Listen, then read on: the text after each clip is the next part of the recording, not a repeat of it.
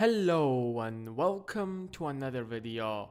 In this video I'm going to teach you how exactly you can sell anything to anyone. Selling is by far the most important skill you will ever learn. If you're in a job interview, you need to know how to sell yourself, not only to be able to get the job, but to get it with the maximum salary possible. If you're a salesman, you will never be rejected again if you simply apply these tips.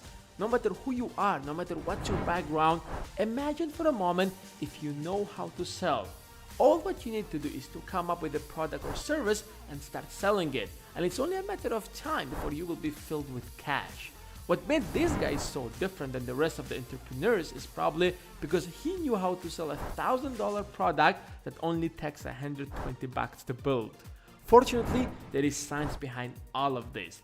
There is science why people buy from one person and ignore the other. And here in this video, I'm going to share with you 5 scientifically proven ways that you can use to sell anything to anyone right now. So why don't you hit the subscribe button and enjoy the rest of the video.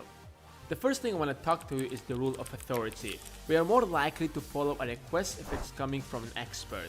Since we're so lazy to think about everything, we have came to certain conclusions, such as if it's coming from a credible source, then it must be reliable regardless of how ridiculous it might sound.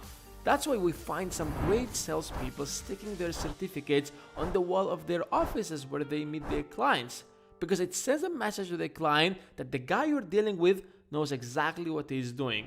Let the other person know what makes you a credible person to sell this particular product or service. You can present that in many different ways. If you're selling a medical product, for example, don't forget to mention that you are a doctor with 15 years of experience in this field. Indirect signals could also have a significant impact, like the title before your name or the clothes that you're wearing. I did the same thing in the beginning of this video when I told you that I'm going to share with you scientifically proven ways. Probably grabbed your attention because most of us believes in whatever science says. In fact, science says that people will more likely believe in what you say simply by stating science says. I guess that worked pretty well.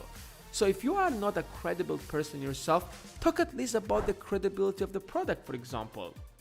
The second way to sell is to make the other person to like you. I'm sure that you have came across someone who tried to sell you something in the streets and you probably rejected him without a second thought. Now imagine if that person is your friend. It gets hard to reject him, right?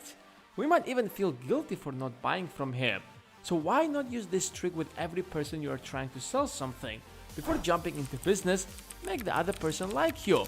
But what are the factors that cause one person to like another person?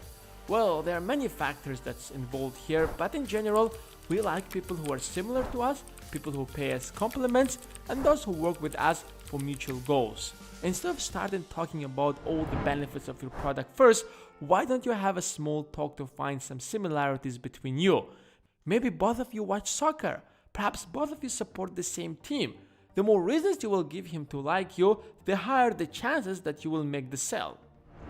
The third rule is give and take. We feel obligated to give if we have been given something. You're probably familiar with this rule. You know, when it's your birthday, you always invite the people who has invited you before to their birthdays. You always help the people who have helped you before because you feel obligated to return the favor. And that's one of the reasons why salespeople usually give you a free sample to try, in order to give you this feeling of obligation to buy the rest of the package. Of course, they are trying to expose you to their products, but at the same time, they understand the psychological effect it has on you. So this is one of the most effective ways that you can use to drag someone to buy your product or service. It should not necessarily be something physical. Sometimes a kind behavior can trigger the emotions of obligation. But what's more important here is to be the first to give, without appearing like you're expecting something in return. Make it seem natural, as if you're giving it out of love or friendship. The next step is the principle of social proof. If others are doing it, then we're more likely to do it ourselves. We look at the people around us to determine our actions. So if everyone around is getting the new iPhone, we are more likely to do that as well. That's why advertisers love to inform us that their product is the fastest growing or the largest selling, because they don't have to convince us directly that the product is good. They only need to let us know that everyone around is using it, so it must be good. We have this kind of mindset that if everyone is doing it, then it must be right. It's not possible that everyone is wrong. Come on, they are buying it for reasons. That's how we think. Yes, of course, not everyone is like that, but overwhelming majority, 95% of people look up to others to determine their actions. Because we don't like to be different, we want to be like everyone else. So when it comes to sales, you can talk about all the great benefits of your product, but it's going to be much more effective if you talk about how everyone else is using it. That will have a stronger effect. And the last tip is scarcity. People want to have more of what's less available.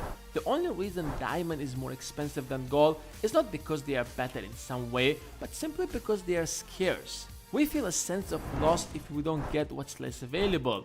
The idea of potential loss have a large role in human decision making. In fact, people seem to be more motivated by the thought of losing something than by the thought of gaining something of equal value. For example, it's easier to convince people to go to the gym by stating what they might lose if they don't go to the gym than by what they might gain.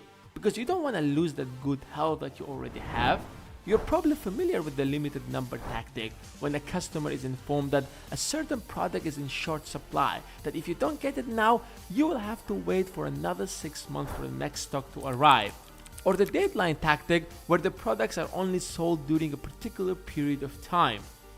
The point is that making your customer feel that he will lose something if he doesn't acquire your product or service can significantly push him to make the purchase. These principles and strategies are actually taken from the book influenced by Robert Cialdini. Each of these principles can be backed by a well-done research and experiment. You can check them out in the book. I have left an affiliate link of the book in the description of this video if you are considering to get the book. Anyways, hope you guys enjoyed this video and most importantly benefited. And if you did, then hit the subscribe button and give this video a big like, and I will see you guys in the next one.